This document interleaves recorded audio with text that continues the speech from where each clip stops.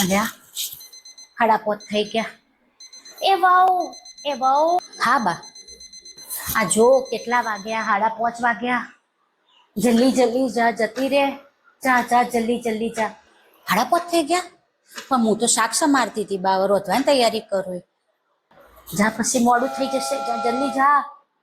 જા જા જા. સારું, તને તમે શાક સમારજો, હું જઉં. હો હા. હવે તમને એમ થતું હશે કે આ ડોશીમાં ચમ બહુને જલ્દી જલ્દી કરાવું, ચમ ઉતાવળ કરાવું.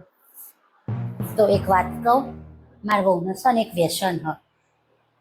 હું તમને કહું શું થયું. નવી નવી પૈણીને આવી ને બહુ, તાર અમને તો ખબર નહીં કે આવું વ્યસન હ. ત્યાં તો 5:30 વાગ્યા. ત્યાં તો બોન કોમ કરતો હતો, બાયણું લૂછતો હતો. તે બેભોને આમ થથડવા માંડ્યો અને એવું બધું થવા માંડ્યું. ત્યાં તો હું તો ભડકી. મારે તો ઘેર કોઈ નહીં, મૂન ના બોલ એકલો. કંઈક થાય છે, જોવો ને શરીરમાં ધ્રુજારી થાય છે બા. જો મારા હાથ ધરું છું.